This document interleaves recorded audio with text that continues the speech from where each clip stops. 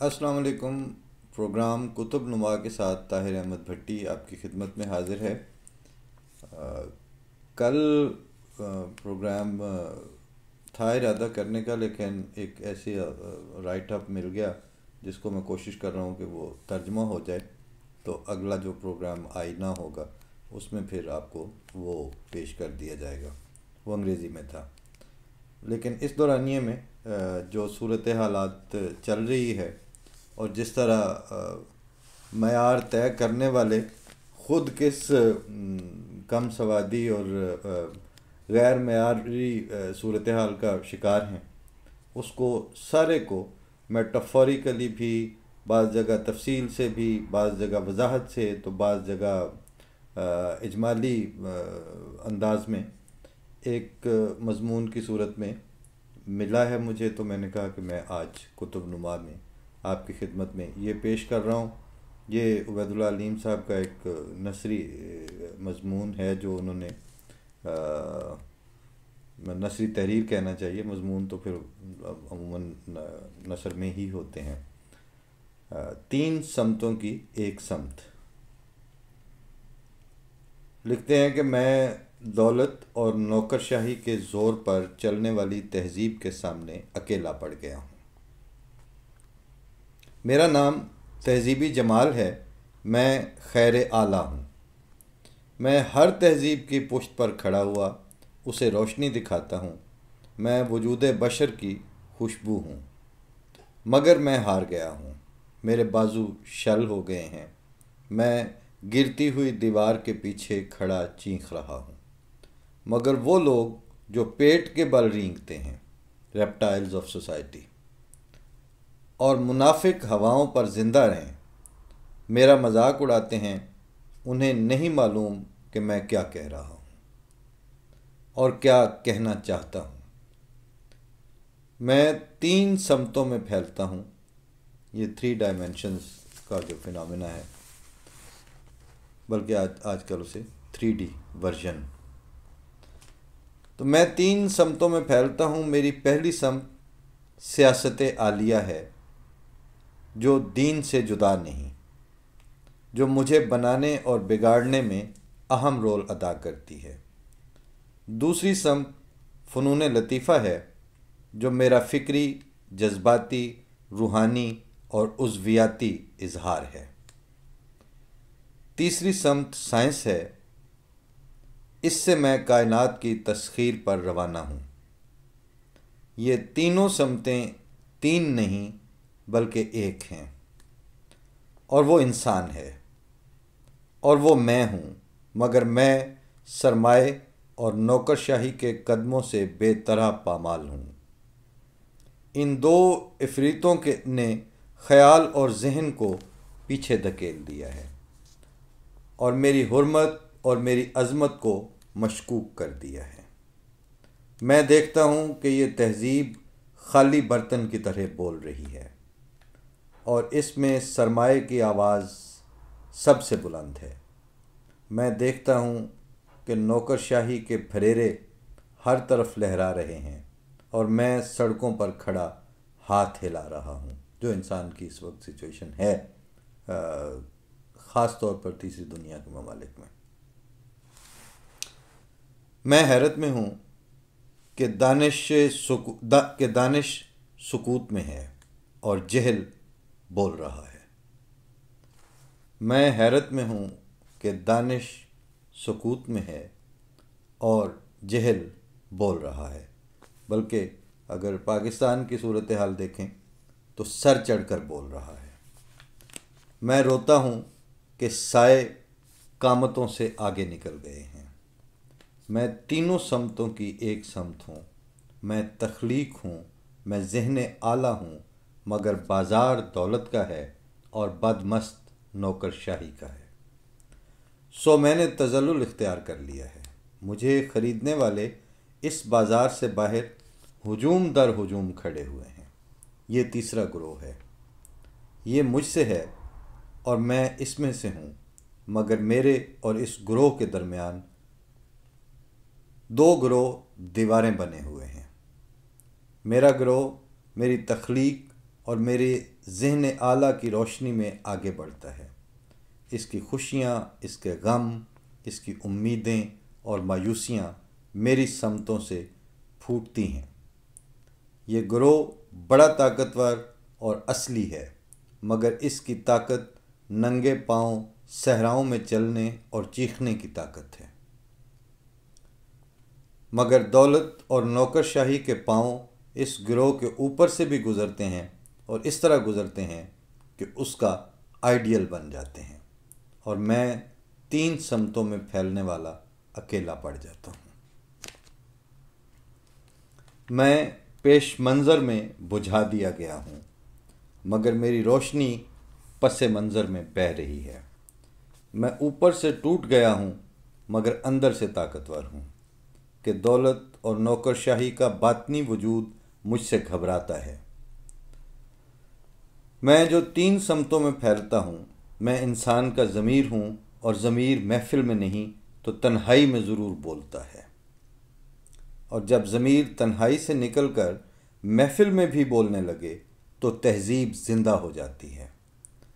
یہ گزارش ہے کہ جو ہم کبھی کبھی زحمت دیتے ہیں اپنے پروگرام میں بھی اور ویسے بھی دوستوں کو اور صاحبان فہم کو اور صاحبان دانش کو اور اہل ضمیر کو کہ آئیے اور تشریف لائیے اور پلیٹ فارم پر آ کے بھی بات کیجیے۔ تو اس میں ایک مقصد یہ بھی ہوتا ہے، لکھ رہے ہیں کہ جب ضمیر تنہائی سے نکل کر محفل میں بھی بولنے لگے تو تہذیب زندہ ہو جاتی ہے۔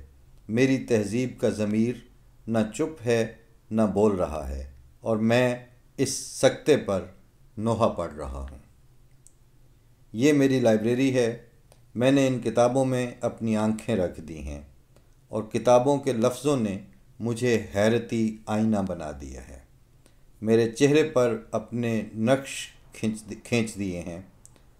میں بے قیاس اور بے نشان ہوں، اور ایک لذت کا مارا ہوا کہ گلشن نا آفریدہ کے خواب میرے عذاب ہیں، مگر وہ جو سامنے جا رہا ہے اس نے انسان کی عظمت و حرمت کا سبق پڑھنے کی بجائے عیاری اور چالاکی کا سبق پڑھا ہے۔ وہ مجھے ہرا دے گا، میں اس سے ہار جاؤں گا، اور کل اس کا بھائی میرے بھائی کو ہرا دے گا کہ اس نے لمحے کو پوری زندگی سمجھ رکھا ہے، اور وہ انسان کو اپنے منشور کے حساب سے مارتا اور جلاتا ہے۔ جسے مارتا ہے وہ زندہ ہو جاتا ہے، جسے جلاتا ہے وہ مر جاتا ہے۔ اس نے میرے تمام رفیقوں کی زبانیں جیت لی ہیں۔ وہ اپنے ذائقوں سے ان کی محنتوں کا حساب کرتا ہے، اور میں بس 3 سمتوں میں پھیلنے والی تنہائی ہوں۔ کچھ دل میرے لیے ضرور دھڑکتے ہیں، مگر دھڑک کر رہ جاتے ہیں۔ میں 3 سمتوں میں پھیلنے والا اپنی ہر سمت میں ہار گیا ہوں۔ اب سیاست عالیہ سرمایہ اور نوکرشاہی ہے، اب فنون لطیفہ دولت اور نوکرشاہی ہیں، سائنس بھی انہی کے رحم و کرم پر چلتی ہے۔ ساری بڑائیاں ان کی ہوئیں جن کے قامتوں پر میرے لباس ہیں۔ سو میں اپنے سیاستدان، اپنے شاعر اور اپنے سائنسدان سے کہتا ہوں کہ تم تہذیب کا جوہر ہو مگر خالی ہاتھ ہو، اور تمہاری تکمیل ان کے ہاتھوں میں ہے جو تمہاری تہذیب کو اوپر سے کندھا دیے ہوئے ہیں۔ تمہیں اب دولت اور نوکرشاہی کے پروٹوکول میں زندہ رہنا ہے، اصل کو خاموش رہنا ہے، اور نقل سے اپنے منہ پر کالک ملوانی ہے۔ میں جو 3 سمتوں میں پھیلتا ہوں، میں سوچتا ہوں لوگوں کے قامتوں کے پیمائشیں اب کیسے ہونے لگیں، اور لوگوں نے اپنے قد کس بنیاد پر نکالنے شروع کیے ہیں۔ دیکھو، 2 لمحے پہلے ایک شخص کے علم و فضل کی، اس کے کمال کی کوئی گواہی نہیں ہوتی، یہ واقعہ آپ نے بھی کچھ دن پہلے بھی دیکھا ہے کہ چند لمحے پہلے کسی شخص کے علم و فضل کی، اس کے کمال کی کوئی گواہی نہیں ہوتی، پھر معلوم ہوتا ہے کہ وہ تو بڑا صاحب کمال ہے، عالم ہے، فاضل ہے، اور وہ شخص جب دولت اور اقتدار کی کرسی سے نیچے آتا ہے تو اس کے گواہ کسی اور کی گواہی دینے لگتے ہیں، اور اس کے اپنے تمام دعوے بھی باطل ہو جاتے ہیں۔ میں ہر طرف دیکھ رہا ہوں اور شدید غصے سے کانپ رہا ہوں کہ کیسی بے شرمی اور بے حیائی سے انسان نے سرمایہ اور اقتدار کو اپنا مثالیہ بنا لیا ہے، اور پیٹ کے بل رینگنے کو اپنی عظمت سمجھ لیا ہے۔ میں 3 سمتوں میں پھیلنے والی اور زمین سے اوپر اٹھنے والی خیر اعلیٰ ہوں۔ مجھے ہمیشہ لمحوں نے شکست دی ہے، مگر لمحوں سے آگے میری جیت کا سنگ میل نظر آتا ہے۔ میں شاید ہار گیا ہوں یا شاید جیت رہا ہوں، مگر اس تہذیبی انسان کی پیدائش کا منتظر ہوں، مگر اس تہذیبی انسان کی پیدائش کا منتظر ہوں جس کے سامنے جہل خاموش ہو جائے اور دانش بولنے لگے،